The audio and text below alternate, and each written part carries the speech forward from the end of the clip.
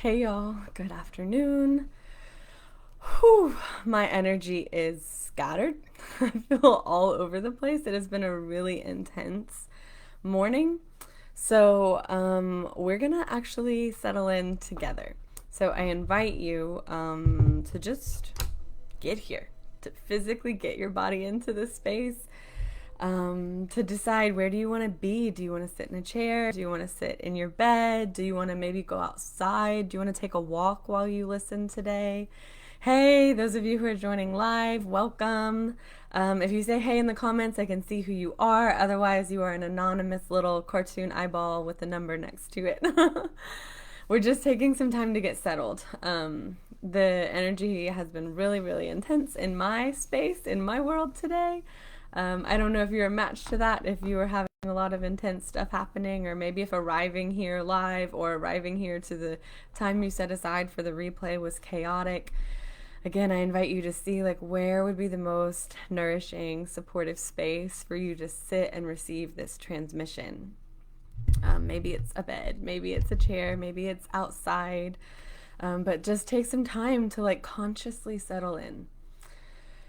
I'm grabbing one of my favorite grounding crystals. This is pyrite. I almost always have this if I'm teaching, just because, here we go, because of that, because I can be scatterbrained. I am not always the most grounded person. I have learned to embody lots and lots of ease, which is what we're going to talk about today, about ease as your natural state and why ease is important, not just in motherhood, but in life, for all parts of life. Okay, I feel better after adjusting my seat and getting a little comfier. My cat wants to go outside. Let me let her out. My goodness. You're going to be whining in 5 minutes to come in. So yeah, prepare for that, y'all. Soon. I'll be pausing to let her back in. Alrighty, but wherever you've decided to be for today, I invite you to close your eyes and just start to tune into your breath. I am going to burn some sage on my end of things and maybe some Palo Santo. Honestly, just because the ritual of this really helps to ground me. It's something to sort of signal to my body, to my brain, like, hey, we're dropping out of regular daily life and we're dropping into a more intentional space. And so maybe letting yourself receive the energy of that big deep breath as you transition into a space where you get to be nourished, a space where you get to be held, a space where you get to be filled and freed, where you get to remember your wholeness, where you get to relax, where this part of you that has been in some background undercurrent panic chronically, probably for a very, very long time, just recognizing that this is a space where she gets to slow down. This is a safe space where any part of you that maybe has never felt safe enough to relax before is allowed to relax, can be safe enough to relax. And just breathing into that, unloading, letting anything that's been heavy in your body, on your mind, in your emotions, just laying it down, letting it roll off of you. Maybe you imagine that you're like a bundle of thread that gets dropped into water and just naturally expands and unravels as your knots sort of unfurl effortlessly. I'm gonna turn the music down, so excuse me while I talk to my Alexa. Alexa, turn the volume down. And yeah, just noticing whatever imperfection is happening around you. Maybe the kids are doing a thing. Maybe your cat is doing a thing. Maybe your mind is doing a thing, or your body is doing a thing. Just wave hello to it.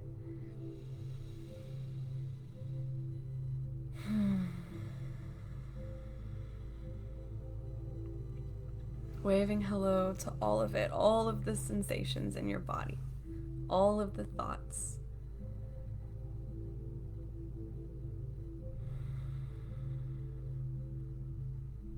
And tuning into the part of you that feels expansive, that feels safe or good, that feels like love or warmth, or that feels neutral. Maybe love and warmth aren't accessible in this moment, but maybe a neutral, empty, like spacious space is available in this moment. And if that's what's available, then find that.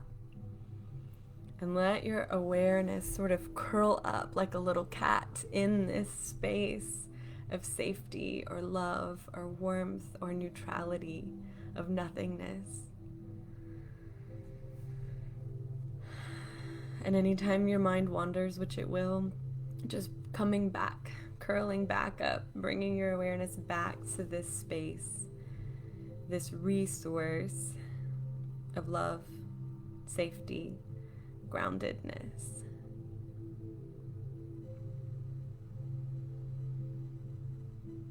And just breathing and feeling.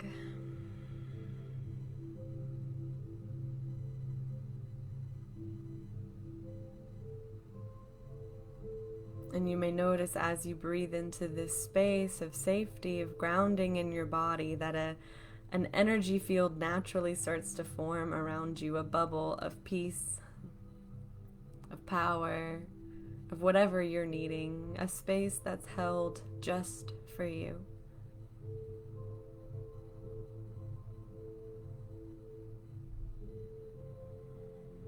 A place where you get to be flawed and still incredible. Where you get to have wounds and still be whole. Where you get to have anxiety or depression and still be worthy and lovable and enough. A place where you get to be afraid, yet still so safe.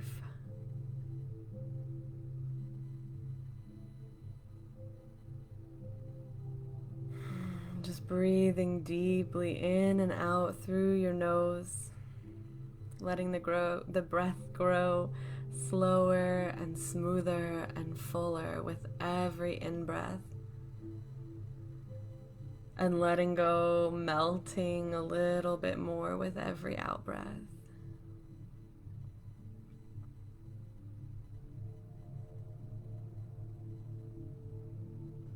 As you rest here in this space that you're creating just for you. And in this space, you get to decide what comes in, what stays out, what needs to go, what needs to be released, what gets to stay. So I invite you in this bubble to make some rules for yourself. Rules that support your wholeness, your freedom, your liberation. What is true in this space?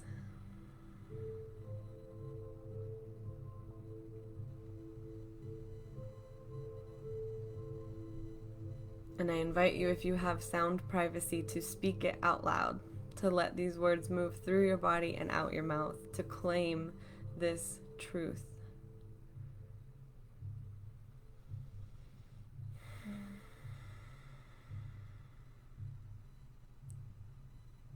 And you may have several truths popping up, and you may have just one truth that you just want to repeat over and over. Whatever feels the most natural, the most authentic for you is exactly perfect.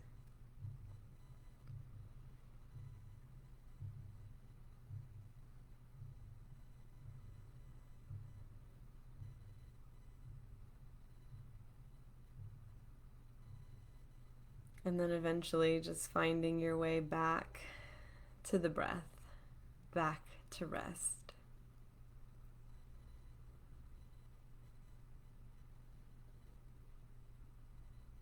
And tuning into this same inner wisdom again and getting curious, like, what is keeping you from living this way in your day-to-day life?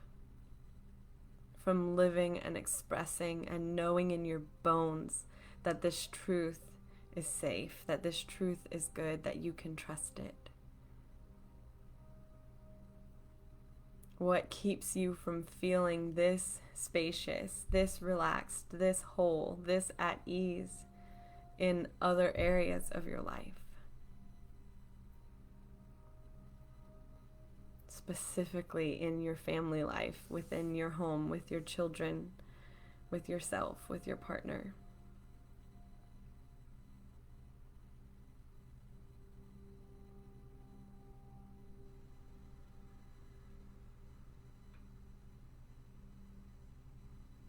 And I invite you to consider that whatever this thing is, this block, right? This thing that's getting between you and your ease, you and your connection with your people, you and your deep satisfaction, is not something that needs to be fixed.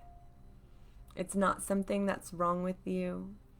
And it's not something that is ever, ever, ever going to go away. So let's get that out of your head right now. This is never going away. For me, it is a deep, deep, deep unworthiness. Unworthiness of what is the thing that changes and evolves as I heal and evolve. But there's always this layer of worthiness. I'm always hitting a new layer of my worthiness wounding as I step towards the life that is most mine in this moment. It's not like we fix our unworthiness or we fix our self-doubt and then we never have to deal with it again, or we fix our self-hate, right?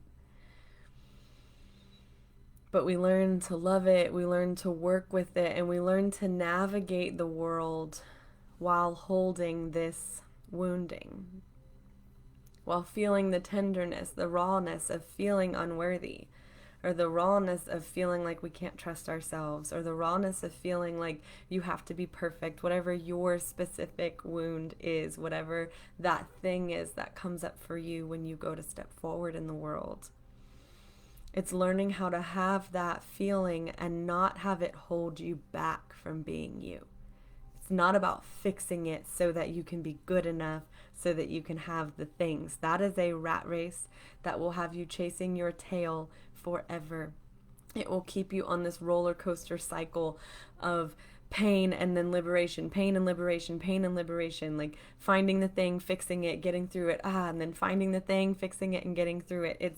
We get addicted to this cycle of needing to fix ourselves, of needing to heal the next thing. And it doesn't serve. It doesn't serve you. It doesn't serve you. And you've probably noticed this. You know, you watch a documentary and you're inspired and you go and you change all the cleaners in your house to natural cleaners, right? And then after a few months you're exhausted and you're over it and you're back buying the regular shit, or it's become another source of stress in your life and strain.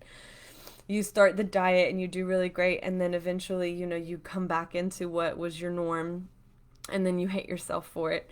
And so because you hate yourself again, you're like, oh, well, let me do this exercise program instead. And it's like we have this endless perpetual cycle of trying to fix what feels unlovable inside of us. And the solution is not to finally fix the unlovable thing and become lovable. The solution is to realize that you've never needed fixing. The solution is to stop trying to fix your unlovable parts and to love them anyways. That is like the bold, audacious, courageous part of this work, is choosing to see yourself as flawed, as imperfect, and to fucking love the shit out of yourself anyways. To see your desires as terrifying or countercultural, or like that they just don't make sense, and to follow them anyways. This is how you walk through the world as more you, in a way that feels safe, in a way that feels doable, and with more ease.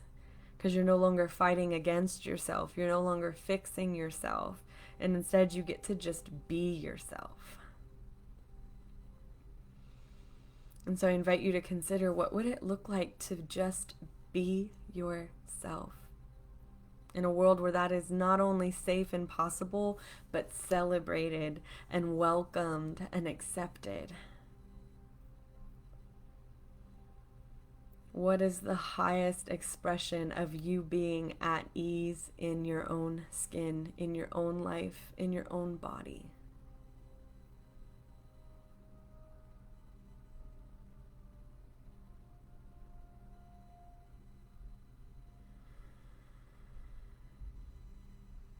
And just take some time and invite in a vision of that life, of that experience.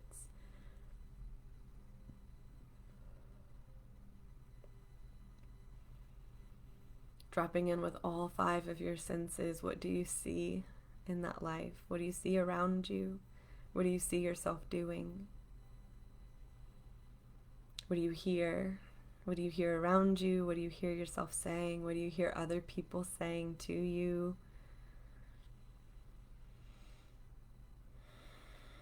And how do you feel? How do you feel inside, emotionally? What are you touching? What's touching you? What are you in contact with?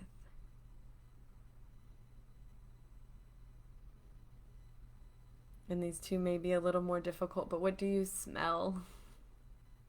And what do you taste?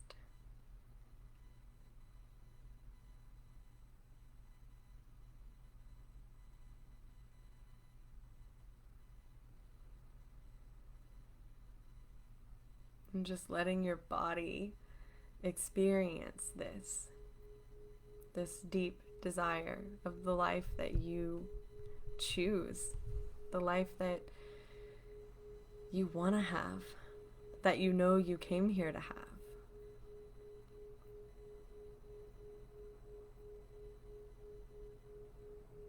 And how would you having this ease affect your life?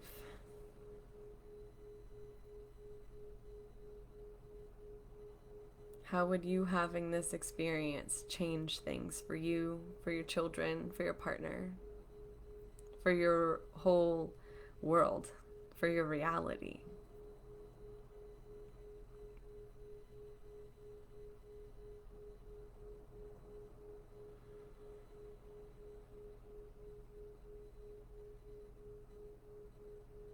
And asking that inner wisdom, tuning back into that, is this the life you came here to live? This life where you have ease, where you can just breathe and be with your people, and life feels easier, simpler, where you just feel more grounded and more confident, like you can lean back and exhale. Were you meant to live this way? And if so, does it make any sense for you to be unworthy of that?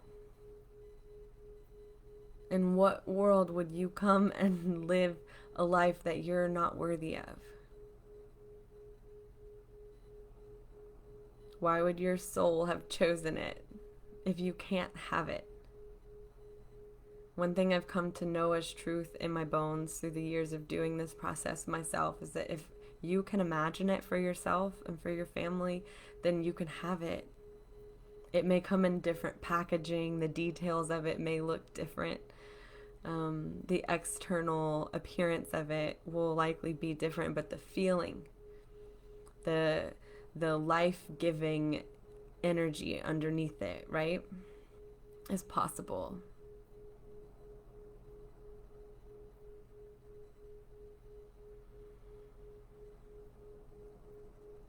And you may be noticing your fear. The part of you that is starting to feel like cramped up or in pain, or maybe a little antsy, or you're starting to think a lot. Maybe your brain has a lot to say about this. And just waving hello to the part of you that's afraid, letting her be here, and inviting her to speak. Sitting at her feet and asking her, what's so scary about being whole, at ease, playful, confident? What am I so afraid of? What is the worst thing that could happen? And she will probably have some sort of story about people leaving or her getting punished.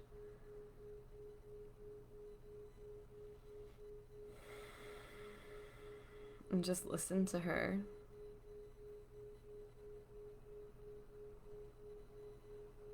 You don't need to convince her otherwise. You don't need to explain anything to her or fuss or make her feel differently. Just listen to her.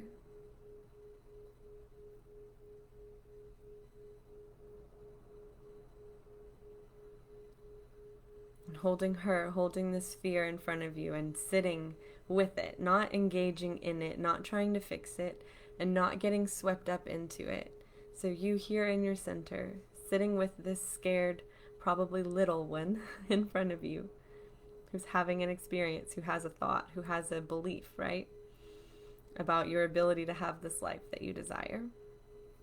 For it to be safe and good, for you to be relaxed and at ease in your life. And when you think about it, it's kind of insane. That's really not asking a whole lot. That's not this like elaborate lifestyle. It's pretty basic. In my worldview, it's become a basic need. It's no longer a want or a desire. It's just like, oh yeah, this is just what I need as a human being who's alive in a body. And so here in your center, in your truth, in your knowing, is this fear a valid reason to not step forward into the life that you desire? Do you believe it? And again, you don't have to push it away or make it wrong or fight against it. You can just say, no, thank you, if that feels authentic and true and real in your body. I hear you fear. I see you fear. You can be here, and I'm not going to let you drive. Because you're a child, and there are just things that you don't understand yet, and that's okay. But I'm here now, and I'll drive. I have no idea where we're going.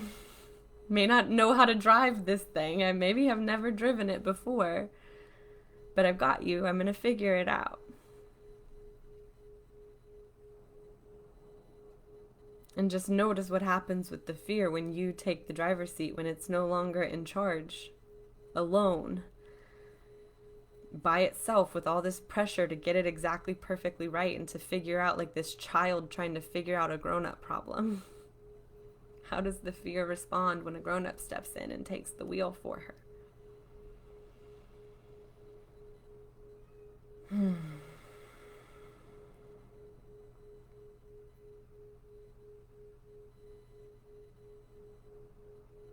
And if it feels possible, if she feels unburdened, if she feels a little lighter, a little brighter, a little more optimistic, you can ask her, what does she want? What does she see as the highest expression, the highest experience of life that's available now for you? What does she want for you, for her, for y'all? And invite her to paint a picture the way your own desire just painted a picture. Invite her to show you and let her bask in that. And maybe she gets to simultaneously enjoy painting the picture of this desire, of this vision, of this idea of hers. And then she also gets to enjoy being witnessed in it, being loved in it, being celebrated for it, not being shamed or punished or told she's impractical or belittled or ignored or just brushed off. Instead, you're sitting here enraptured by her desire, by her dreams, by what she wants to experience. And what do you see in that? Do you see truth? Do you see beauty? Do you see innocence? Do you see wildness? What do you see in her?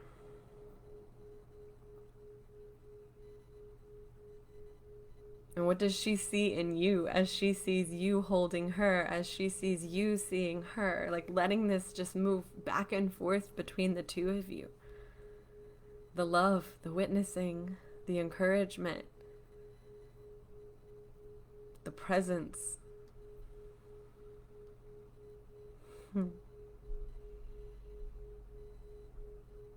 And maybe you feel this longing for her, this longing to have that vitality that she's showing you, this longing to have her sense of optimism, maybe a longing for her creativity or her bold spirit or her passion or her whimsy or her like ability to walk through the world not giving a fuck. What do you see in her? And noticing this longing that's inside of you that desires that. And that not only desires to experience that again, but to be loved in it, to be witnessed in it, to be celebrated in it. Reclaiming sort of that experience of being a vibrant little one. And this time around, being met there, being loved there, being held and celebrated there for exactly who you are.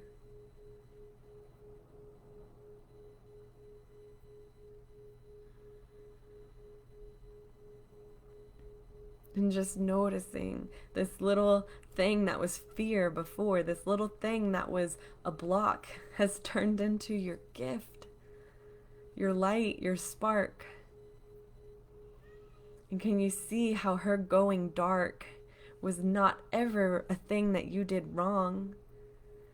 And instead, everything that has called you to this moment, all of the grief, all of the anger, all of your frustration, all of the shit that you think makes you a bad mom or a bad person or not good enough, all the stuff that you've probably carried shame or embarrassment about or guilt, has just been invitation after invitation, breadcrumb after breadcrumb to get you here, back to her, back to your spark, to your innocence, to your wildness, your creativity, your passion, your play, your aliveness.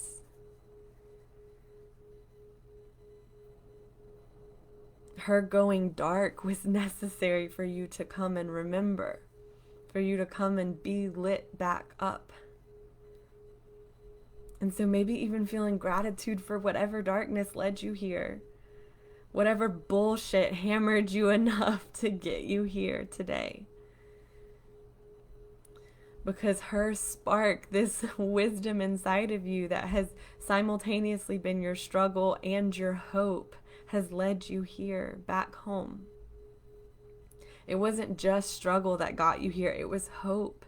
You wouldn't be here right now if some part of you didn't truly believe in your bones that something else was possible, and that not only is it possible, but that you were made for it, and that not only were you made for it, but you are nothing but worthy of it.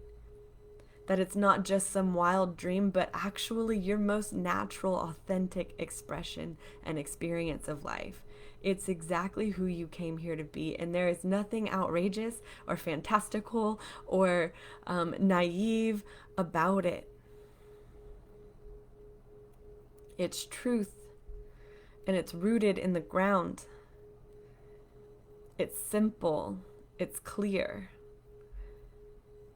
This desire is simple and clear. And I invite you to feel your feet on the ground. Even if they're just metaphorically in your mind on the ground. Maybe it's just in your mind's eye. You put your feet in the dirt or in the grass or in the sand, in the bed of a creek, wherever feels the most amazing, the most supportive, the most natural to you. Plant those feet and feel the earth supporting you. Feel her celebrating your homecoming as you turn towards this little spark that started off as a block, that started off as a problem to get rid of or to fix. Aren't you so glad that you didn't get rid of it or fix it? Aren't you so glad that you held space for it, that you loved it, that you welcomed it, that you invited it back to life? And now that this spark has come back to life, if it feels right to you, you can invite her to come back into your body, to come and live inside of you. Maybe it's in your heart where she wants to come like snuggle up in your heart. Maybe for some of you, she was like, shoop, she was there before I even said it. Maybe she wants to snuggle up in your womb like a little pet cat. Maybe it's a little girl that wants to build a fucking carnival playground with balloons and face painting in your heart space. Maybe she wants to settle around the fire in your belly. But inviting her home, welcoming her home.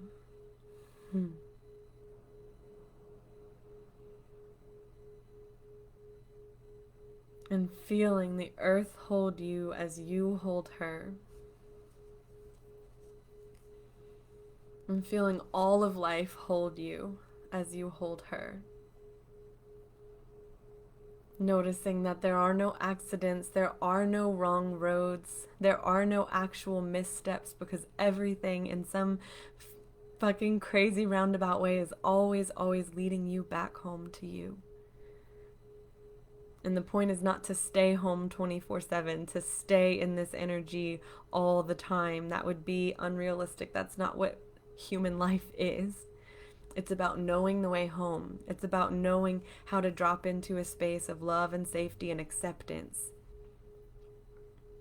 to allow yourself to come home over and over and over again. And the more you come home consciously, at first it's like you got to pull out your map and you got to get it straight, and you got to really look about like, okay, this, I take this step here and this is where I'm at and that's where I'm going. And it takes a lot of like clumsy maneuvering and effort. And it may feel cumbersome. You might feel like you suck at it at first, or like you go too long before you remember to come home, but that's not the point. You're new at it. It's gonna be clumsy and awkward and, you know, maybe chaotic at first, or a lot of conscious work. And it's about just continuing to choose to come home over and over. And the more you do that, the more you fumble through it, the more you take clumsy steps, the more you speak clumsy truth, the more you follow your heart's desires while your knees are fucking shaking with fear, the more you continue to practice stepping towards your truest self. Over and over again, the easier it becomes, the more natural it becomes. And it's no longer like you recognize when you're like way out of capacity because you're just so depleted from being off the path so long that then it reminds you to come home. But instead you get so used to being home that when you're in situations or around people or making decisions that don't feel like home, it's clear and immediate in your body. You have this immediate sense of, this doesn't feel right. Whereas that used to be the norm. Being around people and in situations and making choices that don't serve you, that don't support your wholeness, that don't support your family and the highest vision you have for your family, that probably feels normal right now. Being in emotional turmoil, tolerating less than what you deserve, collapsing into smallness instead of being brave and feeling able to be whole and expansive and big and bright, right? That feels like normal. That feels like home right now. But some part of you inside of you knows that that's not home. That anxiety and low self-worth and overwhelm are not home. That's not you. And the part of you that knows that got you here today. And eventually you practice coming home so much. You spend more and more time at home in ease, in spaciousness, in simplicity, where things just make sense and feel right in your body, where you maybe can't explain it with your mind to the people who don't get it, but it doesn't matter to you anymore because you no longer need to explain yourself to people, because you know in your body, this is right for me. This feels like home. I'm home right now. This decision, this step will take me deeper into my home. And you don't give a shit if people don't understand it anymore. Because you don't require other people's approval to feel safe, to feel accepted, to feel like you belong. And what you'll actually find is that the people who do approve of you, who love you, who can celebrate you in your fullness, those people will start showing up for you. And so then you no longer feel like you have to perform for people or explain yourself to people, because the people in your life understand you and they celebrate your wholeness and they desire you in your wholeness. And you don't have to abandon yourself for them anymore. And you get to be the person who says no more. When you stop self-abandoning and start being you and make decisions based on what feels like home, what feels true to you in your body and your own bones, you give everyone around you permission to do the same. Some people won't love that permission because it feels unsafe, and that's okay. But you will be surprised at the people who surprise you. People will start waking up around you and you'll be like, holy shit, I just had a conversation with my husband that I thought I would never have. Or wow, that friend that I thought like would never get this stuff, like she was so relieved, like hearing me talk about my experience or why I'm not going to that party. I could see it really light up some things for her, and she was able to decide not to do the thing too. Like she was able to not self-abandon because I chose not to self-abandon. Even as a practitioner of this work, I've had friends who refused to self-abandon around me in a place when like I was considering it. And I'm like, oh, thank God. And they're like, I know this is awkward. I know this sucks for some people around here. I'm making people uncomfortable, but this is what feels right and true for me. And I'm going to behave and live from that. And it felt like such relief to the part of me that was slipping on that slope, who was considering leaving myself to make other people comfortable. She became a source of grounding for my truth because she was in her truth. And you get to become that for people, and what a gift. If that's not loving service to the world and to our family, then I don't know what is. So I invite you to take a few deep breaths into that.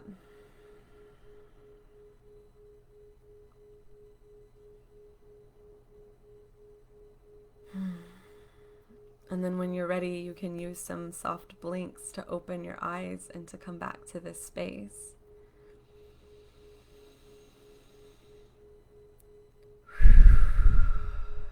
How do you feel on the other side with your spark alive? With your spark home? With your feet on the ground and your light turned on?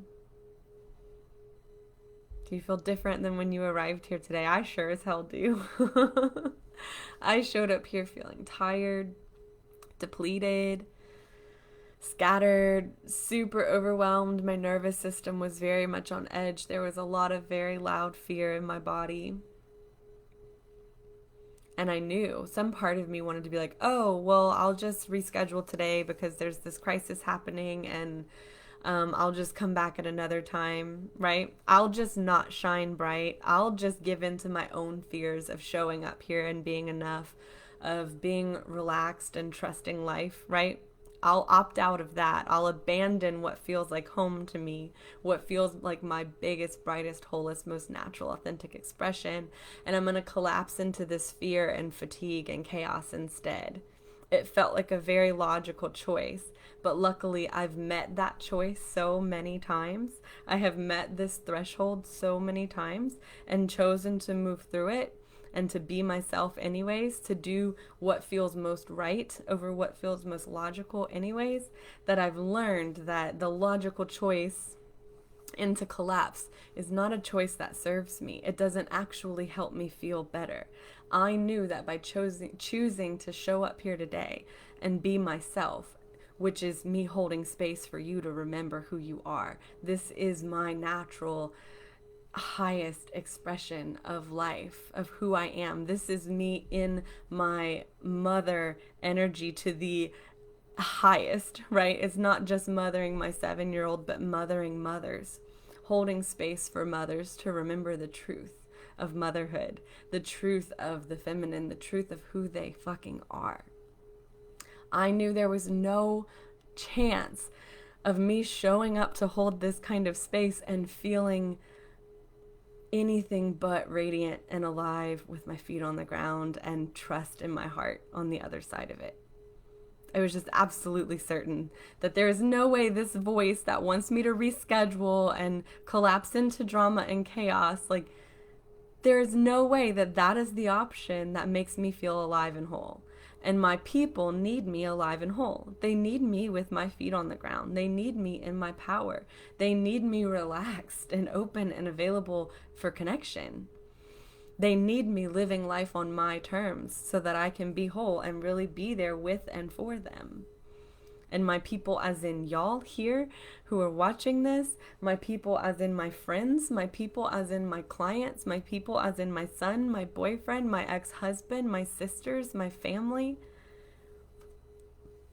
And I say all of this with joy when I name all the people that need me whole, that benefit from my wholeness. When I name like every single person who needs me at my best, it feels like gratitude. It feels like fullness. It fills me up a bit more every single time I name a person or group of people.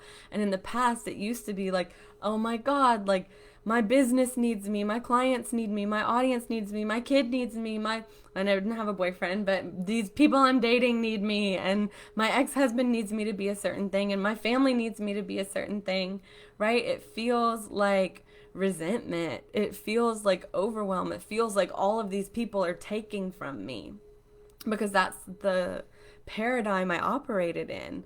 I lived in this reality where people take from me, right? Or where I give to them and no one gives back to me.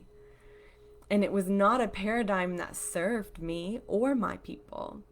And when I've instead shifted and made my wholeness a priority, my fullness a priority, having my feet firmly planted on the ground and my heart at ease and a spaciousness around me, when I make that a priority, I am nothing but fucking filled with gratitude and awe and love for the fullness of my life, for how many different kinds of people are in my life and how I get to show up with each one of these people, with each one of these groups, that they all get different parts of me, and that different people bring out different best sides of me, that I get to be a certain person here in this space, and I get to show up in a different way with my clients, and I get to show up in a different way with my boyfriend, and I get to show up in a different way with my kid and with my family. It's no longer a pressure to perform. It's no longer, oh, I have to do this in this space to be perfect. It's just that I am a multifaceted being with so many different flavors of who I can be and what I'm capable of, with so many different, like, incredible qualities that so many people want. People love to be around me and in my space. And in the past, I would have never claimed that, or I would have claimed that in some, like, weird, like, ego-y sort of way. And now it's just become like the truth. It's just what I know to be true about me. I have so many different sides to me, so many different aspects of my personality, and I spent so much time trying to be one thing all the time. One perfect thing that was so fucking boring and lifeless and tangled up and strangled and blocked and stressed all the fucking time. And I got to enjoy myself in no areas of my life. I did not get to enjoy being me because I wasn't being me. And now I get to enjoy being me in so many different fucking ways.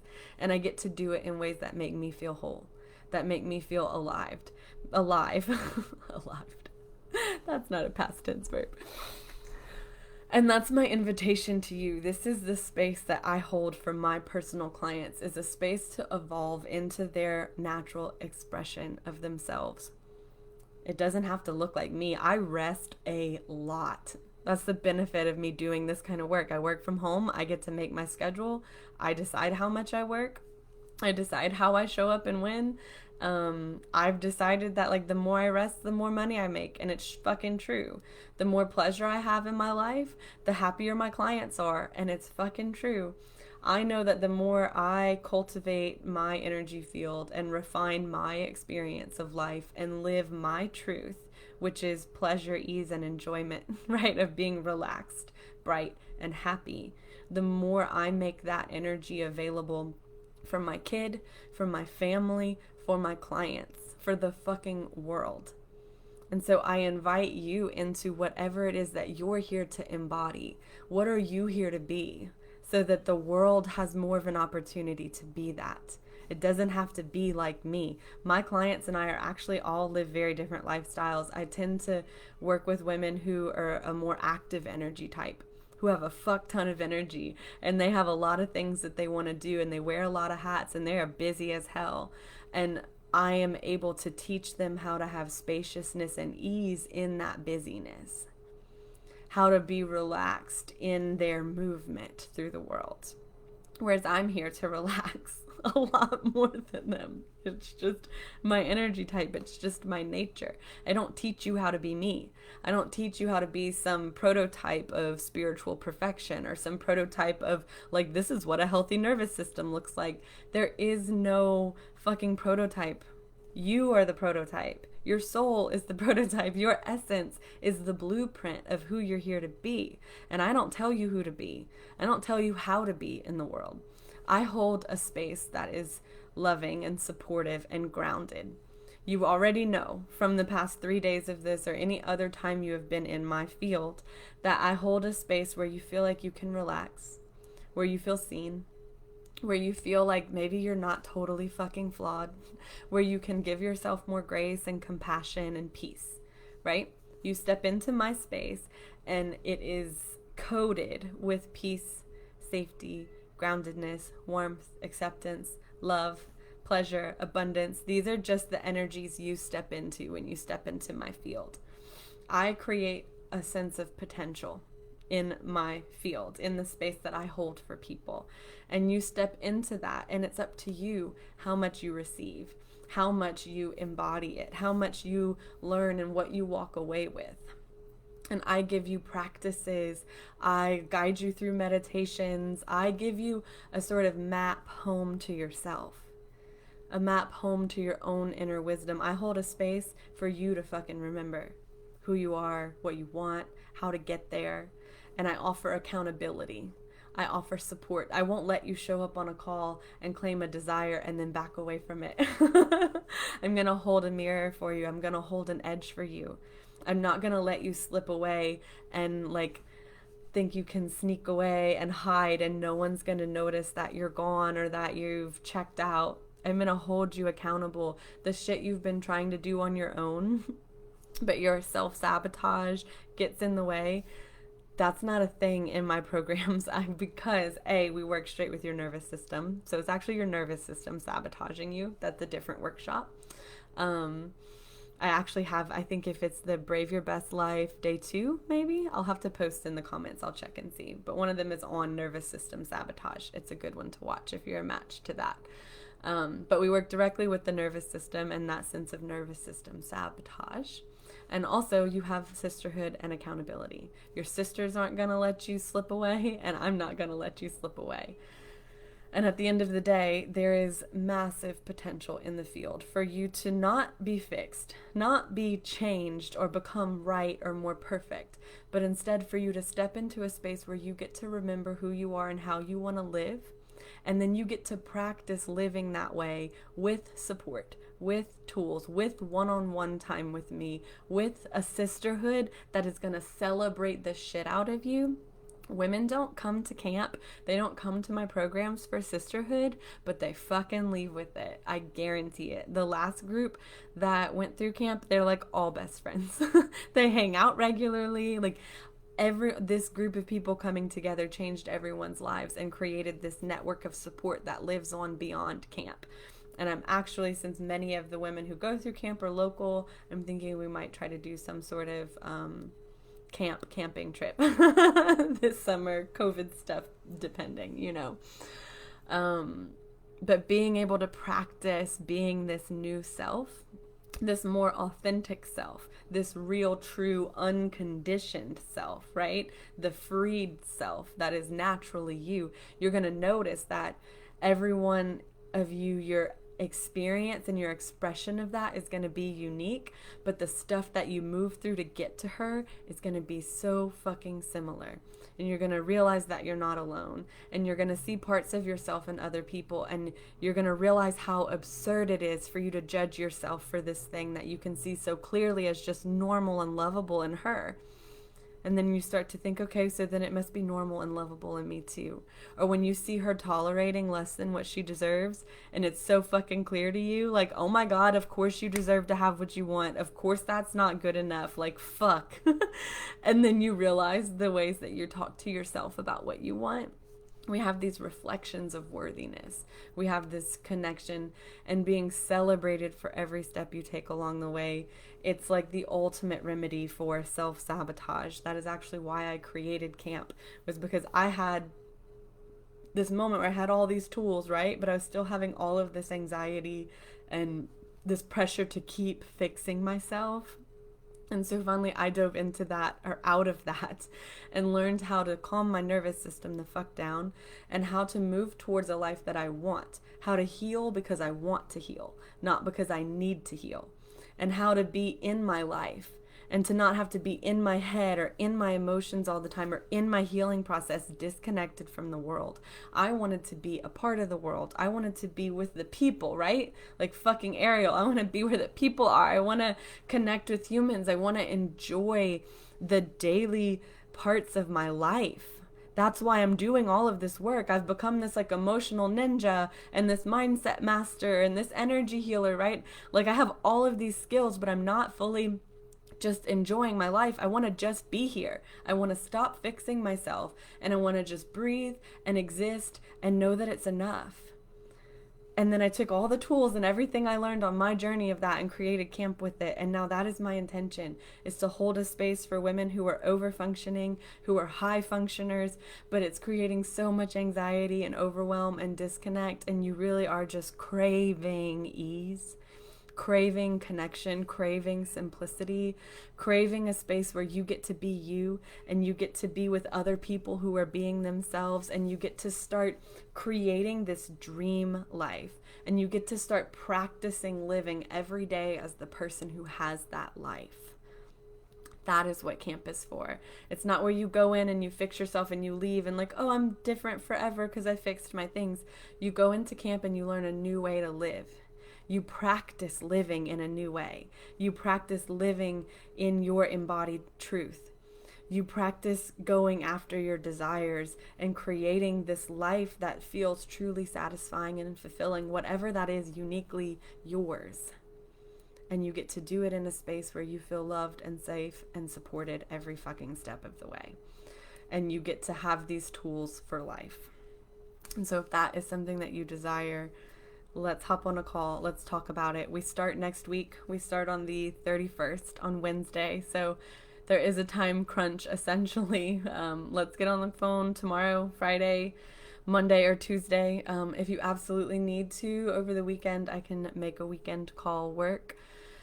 And we can talk about where you feel stuck, what you desire, what I see as the path through that, which is kind of my genius as a healer, as someone who sees energy in people's stuff, I guess. I'm really great at diagnostics. I'm really great at just seeing what's happening with you and like what needs to be tweaked or adjusted or how to move through a thing. And based on that, based on what I feel would support you, based on what you feel would support you, we can look at a few of my different programs. There's more options than camp. If you resonated with this series, you likely will resonate with camp. That's likely the place for you. But I do have other options available, so it's not like camp or bust. But yeah, if you have received value from the past 3 days, I would really, really appreciate you sharing my work in any way, shape, or form, inviting friends. Commenting and engaging with my stuff on social media really helps me. It helps my stuff to be seen by the people who need to see it. Sharing it is always great. If you follow me on Instagram, if you comment or like a thing, that's amazing. It helps with the algorithm. If you save it, there's like the little save button. If you save it, it like extra helps with the algorithm. If you send it to friends, it helps with the algorithm. And I am always in deep, deep gratitude for the people who help get my work to other people. Almost everyone who lands in my space has been referred by a previous client or a friend, and I think that that's just incredible. I love that. I love this idea of a web of women supporting each other and like finding tools, finding helpful spaces, and then like tagging in a friend and sharing it with her, and then she gets to share it. And it's not just my work, you know, I know this, it's everyone's work. So anyone that you follow who is like a small creator, healer, business owner, just know the more you engage with their work, the more it helps them and the more it helps the collective. And you get to actively be a part of this movement, helping women to heal, helping women to wake up and remember who they are and to have more ease. Because fuck mama, ease is your natural state. As you already know, as you experienced in that meditation, the things you desire are not outside of you, they're inside of you, and they're just dying for the space to breathe, the space to come to life inside of you. So I would be nothing but honored to support you in that process. Let's hop on a call. I'll put a link in the comments. Sending you so much love.